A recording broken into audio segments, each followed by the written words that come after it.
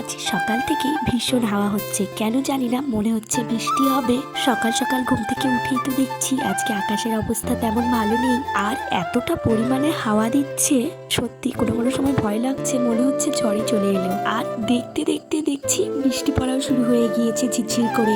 অবশ্য খুব বেশি বৃষ্টি হয়নি, ওই হালকা বৃষ্টি হয়েছে, কিন্তু প্রচন্ড পরিমাণে হাওয়ার জন্য উঠোনের অবস্থাটা দেখো একবার। এইদিকে তো হাওয়া হচ্ছে আর আমি এইদিকে তাড়াহুড়ো করে রান্না বসিয়ে দিয়েছি। পরে যদি খুব জোরে বৃষ্টি আসে, রান্নাটা করে রাখলে পরে শুধু খাওয়া দাওয়া তেমন বেশি চাপ হবে না। কিন্তু রান্না করার পর দেখছি একেবারে রোদ উঠতে শুরু করে দিয়েছে। সত্যি আমি অবাক হয়ে গিয়েছি।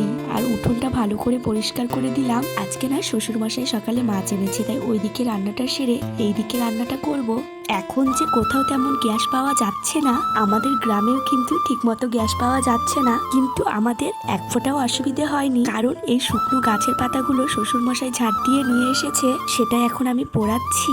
তাই গ্যাসের অভাবটা ঠিক বুঝতেই পারছি না। না হলে এই সময় যে হিসেবে গ্যাস পাওয়া যাচ্ছে না, যদি এগুলোর ব্যবস্থা না থাকতো তাহলে খাওয়া দাওয়াই বন্ধ হয়ে যেত।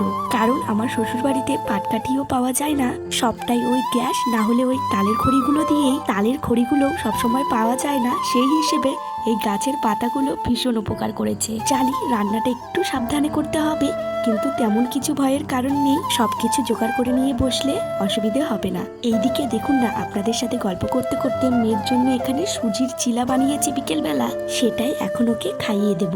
ও না সুজির চিলাটা খেতে বেশ ভালোবাসে, কিন্তু বেশি খায় না, ওই যেইটুকু খায় অল্পই খায়। ও না এখন বেশ ভালো একটা খেলা শিখেছে, সবগুলো জিনিস দিয়ে রান্না করা। এখন বেশ মজা নিয়ে ও এই খেলাটা খেলে, রান্না করে আবার ওর কথা, ওর খাবারটা সবাইকে খেতে হবে, আবার বলতে হবে খুব ভালো হয়েছে।